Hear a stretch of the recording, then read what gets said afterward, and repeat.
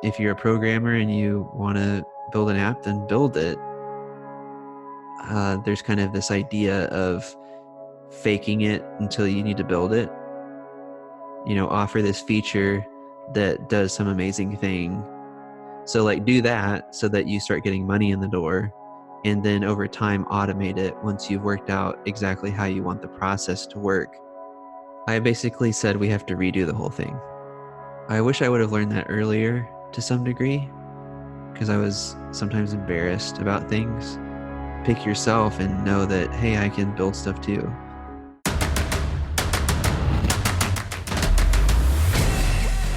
This is Code Story, a podcast bringing you interviews with tech visionaries who share in the critical moments of what it takes to change an industry and build and lead a team that has your back. I'm your host, Noah Labhart, and today, how Tanner Hearne proposed a total rewrite of the Musicbed licensing platform near his first week on the job. All this and more on Code Story. A gap used to exist in the world of music licensing. The quality of music available to project teams making promotional videos or materials or whatnot was pretty low. And for those composing music, getting paid was an untimely event where checks just sort of showed up in the mail. The Musicbed set out to change that by providing an online marketplace for music licensing. And in the beginning, Tanner Hearne took on the role as the first in-house developer, with the job and goal to take the product to new heights as a well-engineered, scalable, and secure platform. Let's get to the meat. Let's talk about how you got started with Musicbed. So it was 2013. I was working in an agency at the time. A friend of mine was friends with the owner of Musicbed, and we started talking, and basically they needed somebody who was able to come in and handle their technology. Musicbed was a company that had been around for, I think, 2 years at that point, and they didn't have any technology resources. They were outsourcing everything to a company that was not based in the US, which we still work with companies not based in the US, but the main point was there that they didn't have anybody here to really handle things on their time zone or have anybody that was like full-time thinking about their product. So just having an agency work on it that was, again, not in the time zone, it made some things kind of challenging. So they talked with me and essentially said, hey, we need somebody with your skill set. And at that time, Musicbed only had like 5 employees. When I came on, I mean, there was a lot to be done, but the gist of how I got started there was kind of a friend of a friend, and their need and my experience matched up. So it was a pretty great thing. Awesome. So you were essentially the first developer brought on, I guess, in-house. Is that correct? Yes, for sure. Can you tell me, and for the listeners too, just give kind of a high-level spiel about what Musicbed is? Yeah, so Musicbed is a music licensing company, meaning that we provide licensing of music for TV shows, commercials, advertisements, podcasts, and all of that. So we represent like 800 artists and their albums and compositions, and we sell to filmmakers and creators like podcasters who are making media. And anytime that you see a commercial on ESPN, or if you're watching the Super Bowl or watching a Netflix show, we've placed music in a lot of it. And so if you've heard music underneath it in an ad, you're hearing the work of some artist somewhere. And so we represent those artists, and we've built a way to offer high quality music in a way that's accessible. Really, in the past, the biggest challenge was if you wanted accessible music, you had to get poor quality music. And if you wanted really high quality music, that meant that you had to jump through all these hoops. to talk with the management or the label that that artist was on. And so we tried to bridge those gaps and throw out all the bad stuff, keep all the good stuff, and allow filmmakers to come on the platform. And I mean, essentially, for a lot of use cases, they can check out in like 30 seconds and they have a legal right to use that music in their product. So, again, if it's a podcast, or I'm sure plenty of people that are listening have seen like DMCA takedowns on YouTube. That's happens when music or some other type of content is used in a video online, and the person who uploaded that video didn't have the rights to use it, didn't have the rights to use some piece of content in it. And so we deal with YouTube all the time now with our music and other content. So we basically give licenses to YouTubers, and they can use that music and know that they're legally covered. And we handle stuff like Content ID, which is the system that YouTube has, and Facebook now has a Content ID system that says, hey, you're using whatever by this artist. And we basically get a notification. And so it's kind of a broad spectrum of kind of the stuff that we deal with, but that's what Musicbed is, a music licensing platform.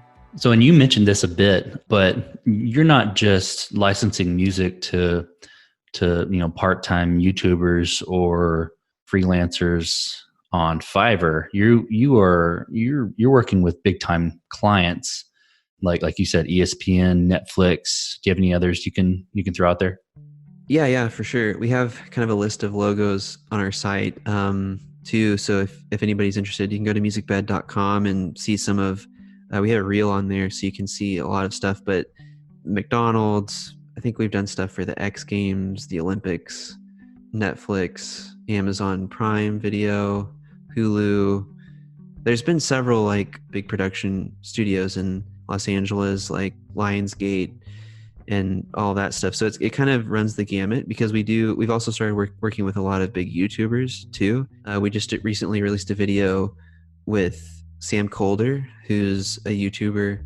Yeah, we're just kind of trying to help any creator who needs music in their product to tell a better story. I mean, podcasts is something I'm really interested in too. So we really want to get more podcasters on a subscription, because it really changes things whenever a podcast uses great music. I've heard a lot of podcasts that don't use great music, and it's not awesome. So you joined this company, joined Musicbed.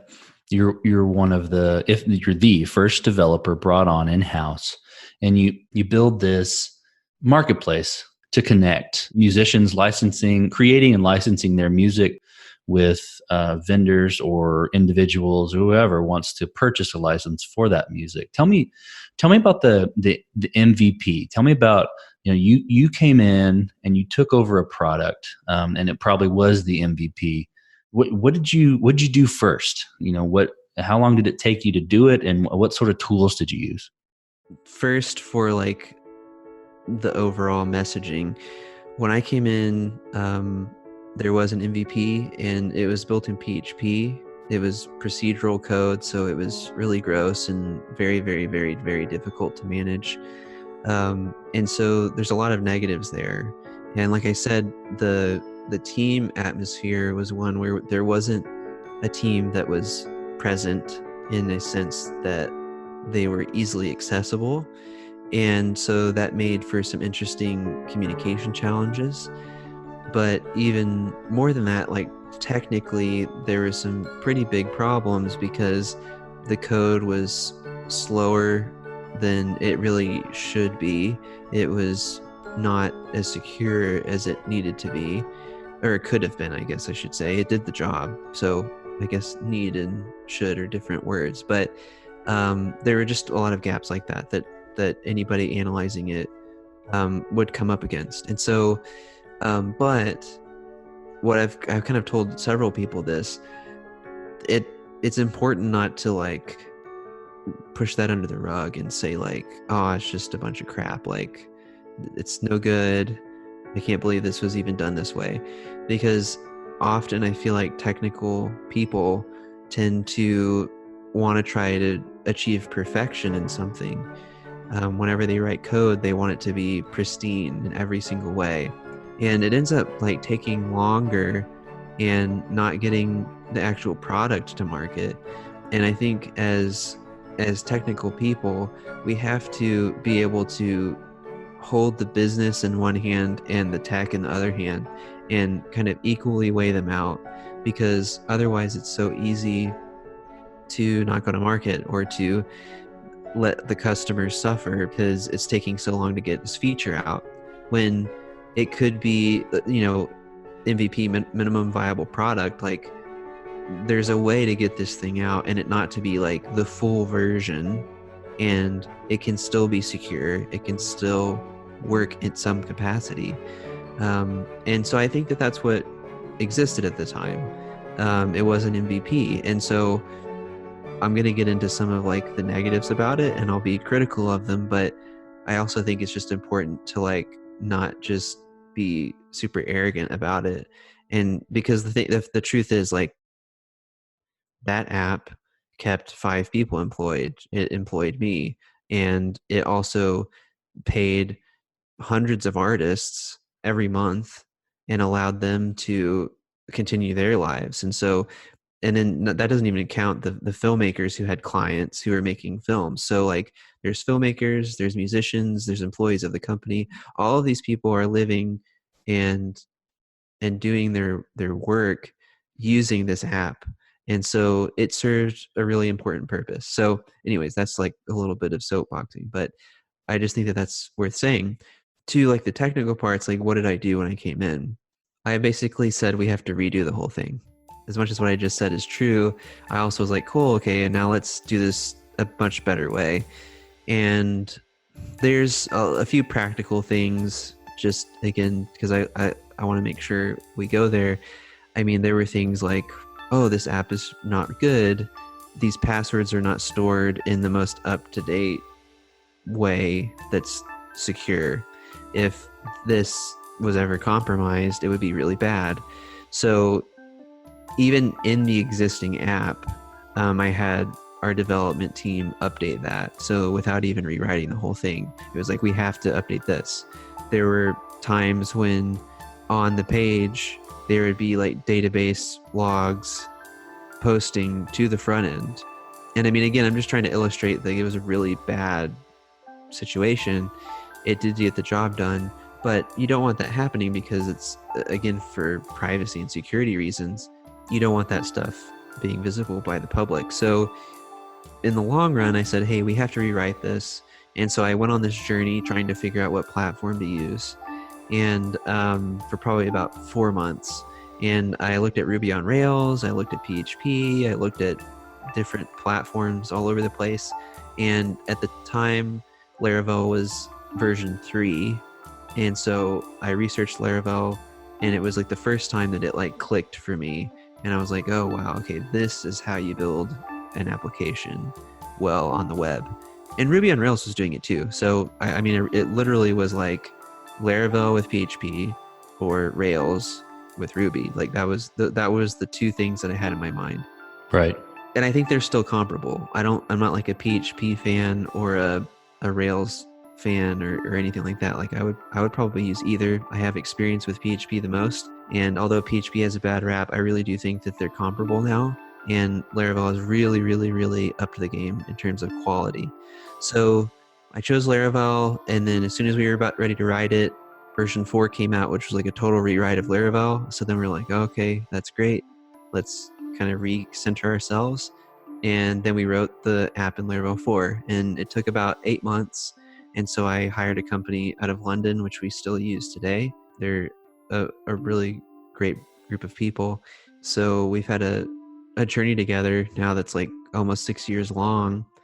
So about 8 months later, we were able to release the new version of Musicbed that was written in Laravel. We migrated all of our data over, including orders and all the artist albums and songs and all of our tagging, because we have genres and moods and characteristics and instruments and all of these pieces of what make up a song. And then we also migrated over the search engine and all that to be a lot better. So that's kind of, that was that first giant step, that first year. This episode is sponsored by Vanta. You're a startup founder. Finding product market fit is probably your number one priority. But to land bigger customers, you also need security compliance. And obtaining your SOC 2 or ISO 27001 certification can open those big doors. But they take time and energy, pulling you away from building and shipping. And that's where Vanta comes in. Vanta is the all-in-one compliance solution helping startups like yours get audit ready and build a strong security foundation quickly and painlessly. How, you ask? Vanta automates the manual security tasks that slow you down, helping you streamline your audit. And the platform connects you with trusted VCSOs to build your program, auditors to get you through audits quickly, and a marketplace for essentials like pen testing. Join over 8,000 companies, including many Y Combinator and Techstars startups who trust Vanta. Simplify compliance and get $1,000 off at vanta.com/codestory.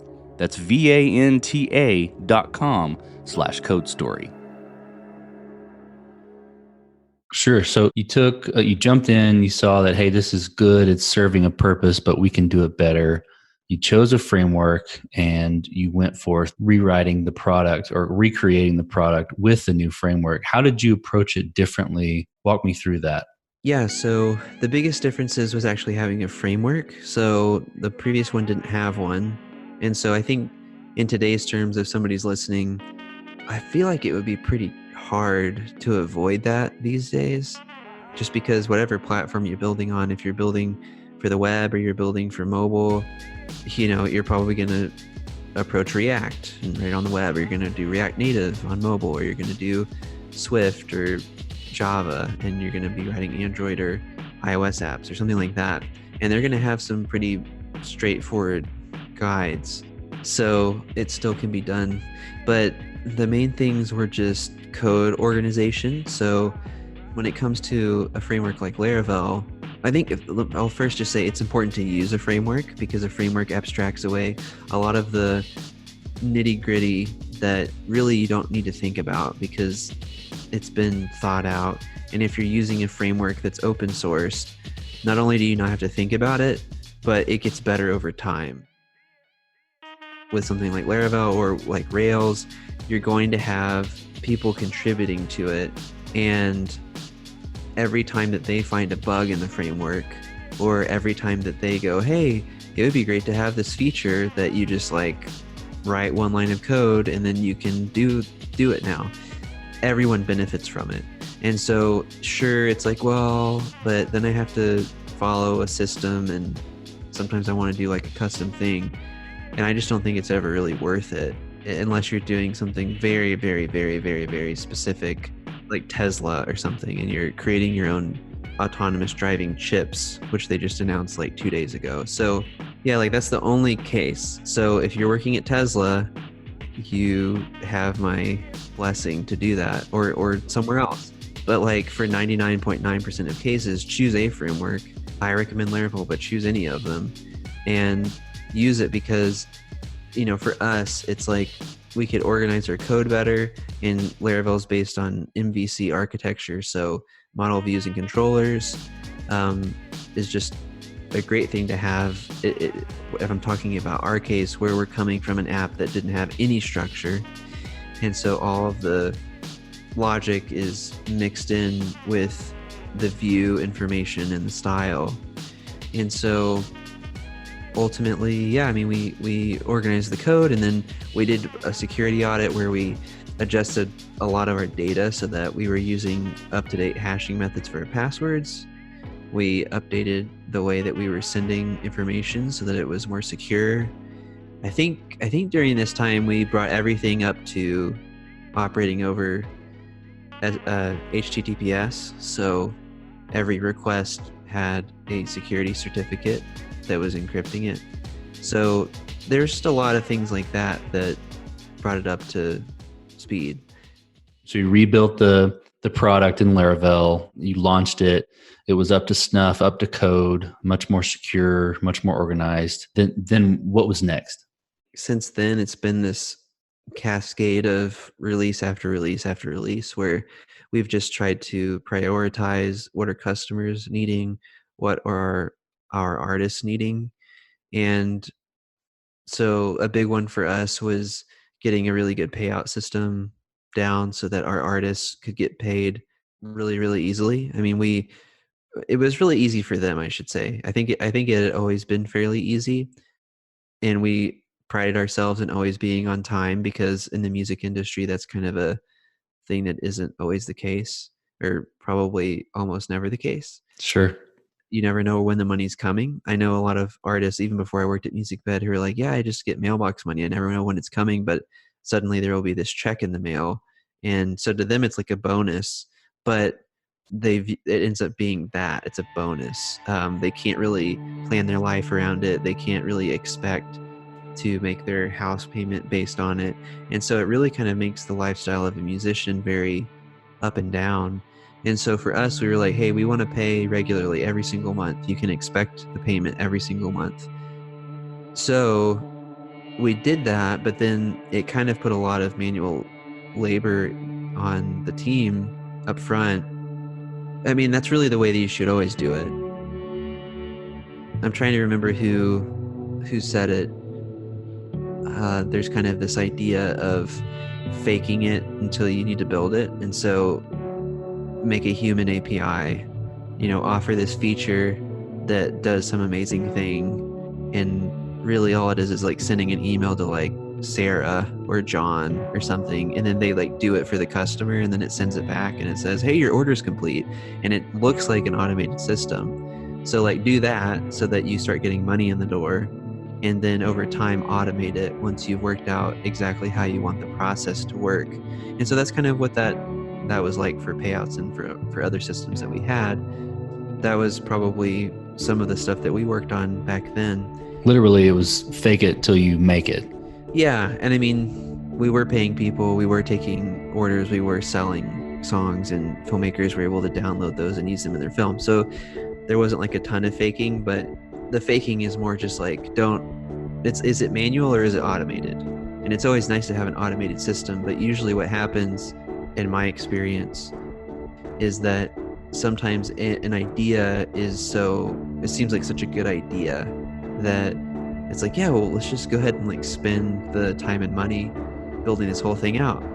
And then you realize like 4 months in, after you already built it, oh, well, we need to tweak this and tweak that and change this. And actually, for legal reasons, we can't do that. And customers hate this. And then you change the whole thing, and it ends up being more expensive, because now you're basically like having your engineers rewrite automation code on something that shouldn't have even been automated because it wasn't going to be there in the end. And it kind of fits in probably with my first comment, which is like, engineers can do it and business people do it. Like engineers will go in and be like, I want this to be perfect. It has to be well tested. It has to have X, Y, and Z all part of it, or else I'm not going to feel like my quality of work is good enough. And then business people will say, well, we know what we need. Like we need ABC. Then like a week later, they're talking with the customer, and they'll be like, oh, wait, no, okay, actually it's A, B, and Q. And then something else will happen a month later. And I mean, we're all on this journey together. And so we just have to be realistic about what we're experiencing as people and how our relationship is with our customers and with our product, so that we're most efficient. And really that's kind of my biggest thing is like, when I recommend a framework, I'm saying use a framework because it's more efficient. When I'm recommending how to build something, like my advice is probably going to end up being sometimes less technical than it is just practical, and like business minded, because there are so many things that business people mess up and that programmers mess up because they're not thinking holistically about the whole process. Right. Sure. That makes sense. This episode is sponsored by Kinsta. Between juggling client meetings, managing your website, and keeping up with everyday tasks, who has the time to stress out about website security? Well, with Kinsta, the technical stuff is taken care of, so you can focus on what you do best.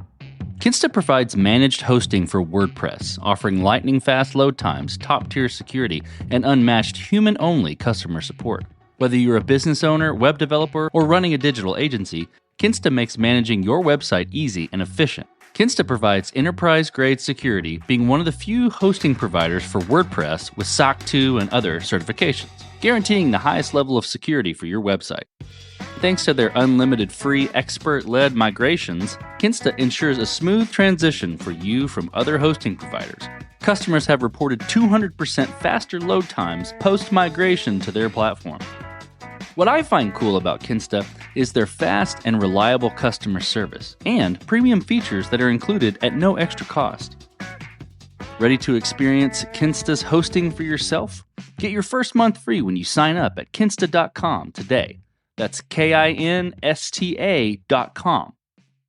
Tell me about how you built the team. So if you were developer number one, you were responsible for bringing on or interfacing with the offshore team, but you obviously progressed into leading an engineering team. Tell me how you went about the process of choosing, the winning horses on your team. Yeah, so at first we hired the company that we started it with at the beginning. Like I said, they're a bunch of awesome people, and over time, I mean, it literally was just like conversations, and it seems like the best people are the people that you meet in life. I haven't had a ton of success of just like reaching out for resumes and then getting them. I started Laravel DFW, and part of that was just to meet people of like mind, and then also it was just to find people to hire. And so I've hired some friends. I've hired some people through Laravel DFW that I didn't know, and that's been kind of exciting because I literally didn't know them at all. And then through this thing that I do in Dallas, it turned into something where, hey, yeah, now I know him or I know her, and they would be a really good candidate for the team. So for me, I find usually there's a lot of this like extra work that people can do, that I can do to create space where I'm not just like putting the job description online. I'm actually like going and investing my time and myself into something and creating value, like a group of people that like Laravel in the DFW area. And that will turn into even more value for myself, because now I know people that I can ask questions, or that I can contract work to, or that I can hire. And so in the early days, I hired a couple of people, and over time that has kind of progressed, because then there's people that they know that we've hired. And then, like I said, people that I've met through Laravel DFW and other means. That it's really just about finding good people. And I think the point is just put yourself in places where you'll meet good people. Don't just rely on them to find you. Right. So you really went out and invested in community. It sounds like a community of like-minded individuals, tech-minded individuals, but didn't just hire based on some resume you may have found, on LinkedIn or somewhere else. You hired based on what you knew of that person, even outside of their technical skills. Is that right? Yeah. I mean, out of probably like the 15 people that I've hired, 15 or 20, I don't know, maybe 2 of them I hired based on their resumes. Most of them were like, I met them at the Laravel DFW meeting, or I met them on Twitter or something because we were having a conversation, and then or they were a friend of a friend, or a friend of a employee at Musicbed, and they're like, yeah, well, this person's really good, and then you end up talking, and they have a really great like work ethic. And I think a lot now, it's not so much about the resume, it's about what you can do. And so I'm gonna bring Tesla back up, but like I was watching their thing the other day, and there was this intro that one of their VPs was doing for one of their artificial intelligence leads, and he was saying, yeah, he has a PhD from Stanford and all this stuff, and then Elon Musk says, oh yeah, whatever, like just bring him up here, like it doesn't matter. And there were people talking about it like that it was kind of rude of Elon Musk to kind of like do that in the middle of this press conference. But there's all of this information out there about how he just really doesn't care about degrees, and not so much that college or whatever isn't valuable, but just like accolades aren't valuable, even if it's winning a competition or getting a degree or whatever. It's like, no, what have you actually built? What have you designed? What have you done? How much revenue have you increased, or how many impressions have you been able to generate? What is that interesting story that you told online that got a lot of views or something? That's what businesses really want to hear. And sometimes they don't know how to ask that, but really that's what they're looking for. And if you can be bold, and if you can put together a story of yourself where you say, hey, we did this and this is how it helped customers, and we did this, and like, here are metrics, here are actual numbers for how it changed things, usually that's the most compelling. Sure, right. So tell me, in Musicbed in general and the product you've made, this is jumping back a little higher level, but what are you most proud of? Probably what we've done just to change our culture. I think every 6 months we're able to accomplish something that before we didn't really think was possible. And maybe we felt like we needed to be doing it. I remember automated testing was a really big thing that was like this hurdle that we had to overcome. And I think that is for a lot of people.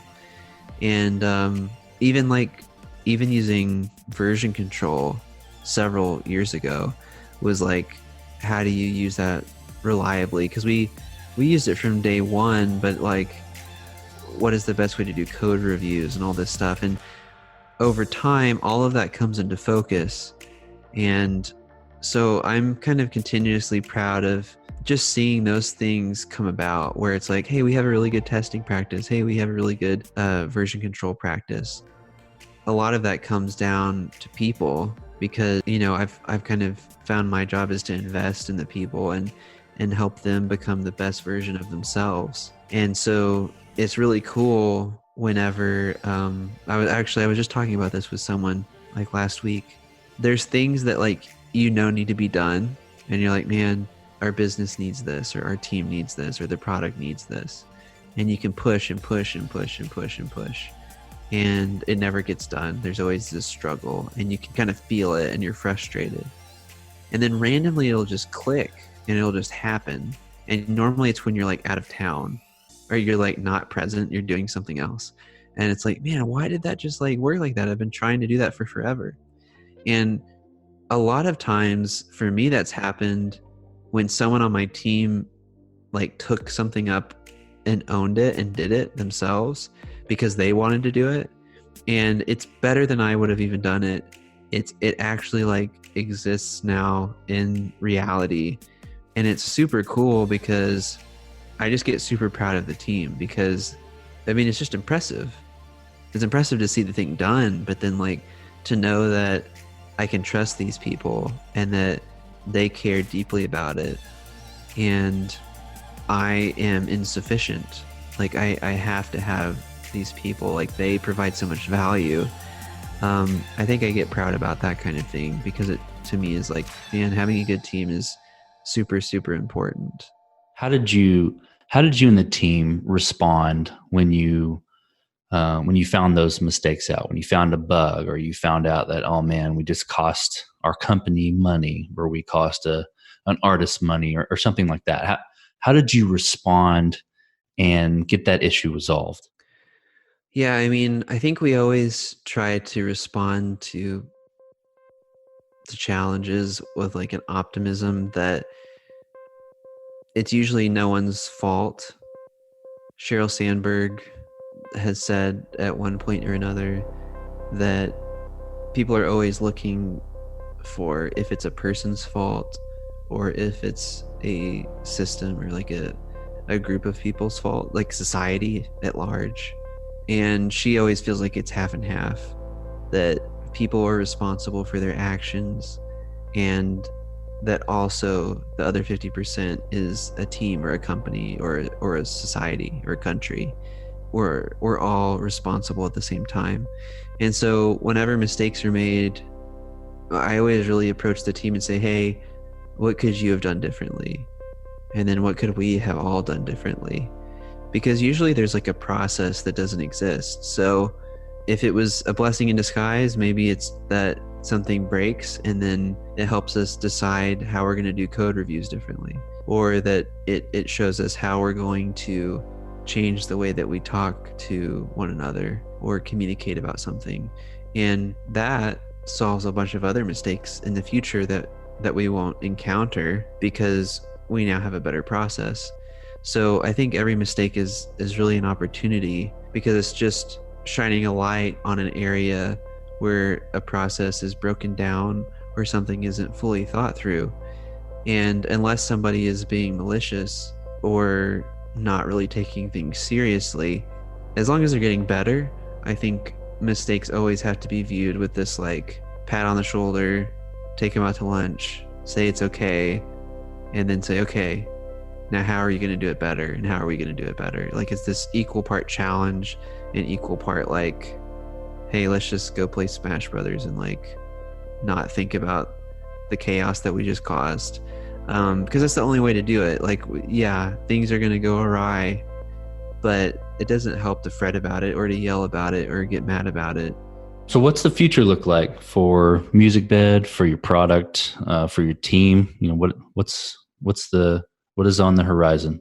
I might go back just a little bit because I said that I would kind of talk a little bit about like the technical side of Laravel and how we like upgraded it. So more recently, we actually swapped out the entire front end of our site. So it used to be served up from Laravel using Blade, which is their templating engine. And now it's actually a full single page app built in React. So I think that just kind of shows some of the flexibility that really you can use a lot of technologies together. And so we were pretty excited about that advancement because it really gives us flexibility in terms of what we can do on the front end. So we can do some pretty cool stuff like doing some lazy loading easier than before and more efficient, where it's not making the browser crawl. We can do like loading states. So we try to be as fast as possible, but in the case that you ever do see a loading screen, we can do some nice Facebook is kind of the one who started doing this. I think Twitter does it too, but where you'll see kind of the outline of things before it loads, and maybe there's a little bit of animation to it so that you can get context for what the page is going to look like before it loads. And then once the content's filled in, you're not like scanning the page to like figure out what you're supposed to read. Like you're already centered on the page. There's some really cool stuff like that that we've been able to do. And so for the future, for us, we just launched subscription in the fall, and so that's going really well. We're excited about the opportunities that gives filmmakers to use more great music in their projects. And we're just continuing to upgrade that. We're shipping updates to how Sync ID works, which is our content ID clearance system. We're kind of continuously upgrading that because we want it to be the fastest clearance possible. So when we launched that, there really wasn't a lot. There weren't a lot of things like it. There was maybe one or two that were similar, but even those were not as fast or as flexible, actually. So like for us, what we're able to do now is if a video gets uploaded to YouTube, the system will monitor it and see a claim come in. And as soon as that claim comes in, it can check to see if that filmmaker has an active subscription. And it will tell YouTube to release that claim immediately. We really worked hard to make that really fast. So I'll give a second just to say thank you to the team, because they did a really, really good job on it, because we wanted it to be cleared in under 60 seconds. So as soon as you upload the video, it's cleared immediately, because that's a big pain point for filmmakers.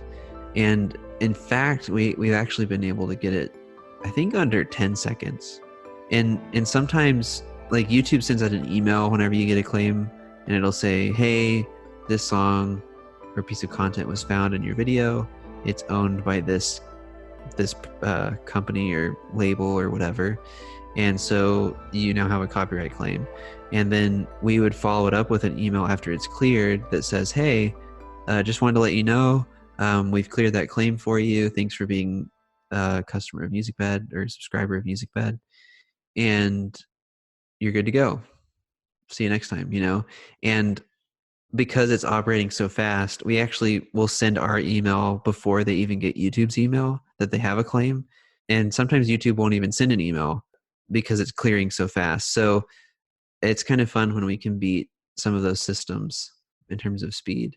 So for you, you started out as developer number one. You built this amazing. You brought the MVP up to snuff, up to code to a world class platform. You've progressed the product. You've hired a team. You were the director of engineering or VP of engineering. You were leading the engineering team, and now you've made a recent jump to a different role, being VP of operations. Tell me about that. Tell me how that's been, how that has been, and how that's been different since your last role.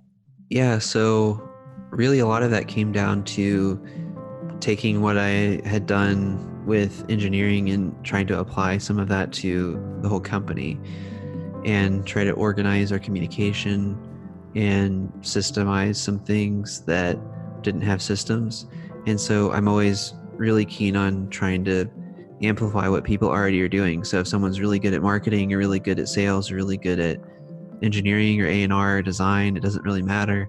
Usually there's communication gaps that can be filled, and it's not so much that I'm the one communicating or filling it as much as just creating the systems to make it happen. And really people step into that and they have to be the one to own it, but they do, and they love having like kind of everyone think about that and work together so that, hey, marketing and engineering can work together on this, and any inefficiencies or like issues that they had in the past, some like those can be resolved over time so that each new project they don't run into the same things. So it's different in that I'm working a lot more with people now. I don't really do as much on the technical side because the director of engineering who's there now is doing that. I'm still really enjoying it, and I still have a hand in like the product design because I kind of approach it more from like a business perspective now. Then those designs and ideas get handed to the engineering team so that they can build it.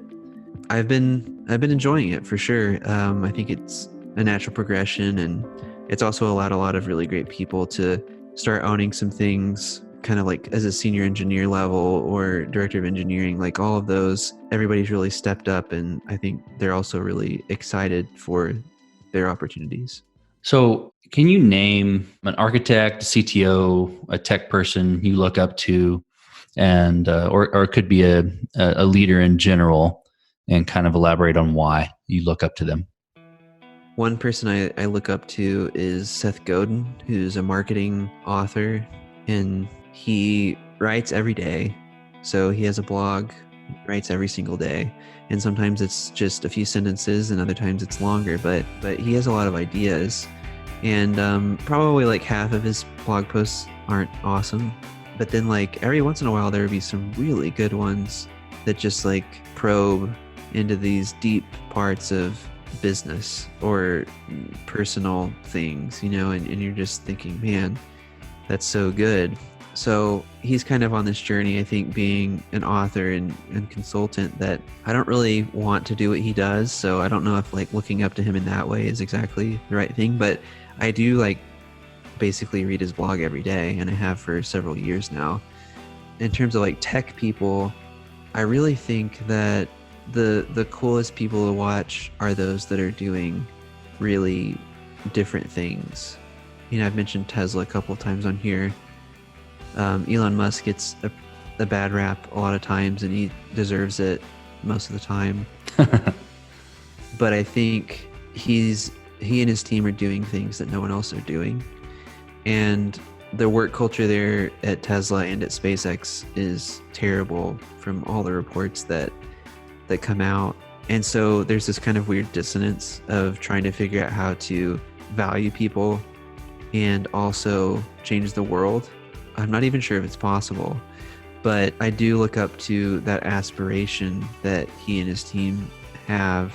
They're like, oh, we need to do a private space company, and we need to go to Mars, or we need to build fully autonomous vehicles, and they need to be all electric. And I mean, there's like so many things about that. First being all electric, then second that they're going to be autonomous. Like all of this stuff is super, super challenging.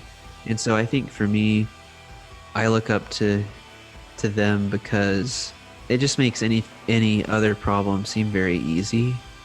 And it's like, well, if they're even doing half of what they say they're going to do, surely I can do this. I shouldn't be daunted by, talking with this person or giving bad news to a leader, or having a crucial conversation with a team member, or, thinking that we can't ever build this product. Like, it's too difficult. Sure. And so then it's just about, okay, what's the hard work that I need to do to get it done? Who do I need to talk to get it done? I'm sure there's a bunch I'm leaving out in terms of people that inspire me, but those are some. If you could go back to the beginning, what would you do differently? What advice would you give to younger technology developers or tech people or entrepreneurs or people that are just getting into this game that you've been doing for a while and been successful at? What sort of advice would you give them? The biggest thing that I've learned in the last 5 or 6 years is to always ask for forgiveness and never ask for permission. And so that means that your butt's on the line. So you have to do your research, do your homework, so that when you walk into a room and you say, we should do this, or, you have an idea of something to do. If I'm like 50-50, no one's going to trust me. But also, if I do the research, but I never say anything, people aren't going to see me either in terms of like the value that I can bring to a situation. So on a personal level, I think it's always important to ask for forgiveness. And that really applies to more than just business. It applies to, if you want to go somewhere and do something, just go do it. There's no reason anything should hold you back. And really, I think in so many ways, that boldness, again, if you have a 90%, success rate, then that time that you have an idea and you want to pitch it to a leader in your company, it's probably going to get you another conversation with them. And I know friends who have kind of adopted some of these policies too. And it's like, they just start getting invited to meetings all the time. They're like, man, well, so-and-so always has good ideas. Like, they should be in here. And that's really the way to get in a room. If you're like, man, I wish I was in the room when these decisions were made. It's like, well, just start doing valuable stuff and start being a bit of like a rebel in like a healthy way. Seth Godin has this thing about choosing yourself and don't wait to be picked. If you're like a kid and people are picking you to play kickball or whatever, you can sit around and like wait to be picked and then feel bad if you don't get picked.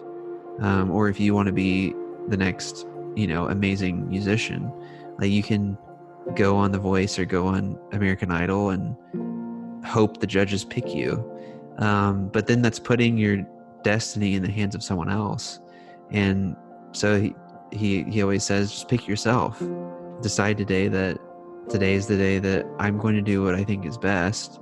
If you're a programmer and you want to build an app, then build it and pick yourself and know that, hey, I can build stuff too. I wish I would have learned that earlier, because I was sometimes embarrassed about things. But then I slowly just stopped getting embarrassed about stuff and realized, hey, like, I can be confident with people. Again, it goes beyond work, because even like with relationships, if you want to be friends with someone because you think they're cool, then be the one that says, hey, do you want to go to lunch?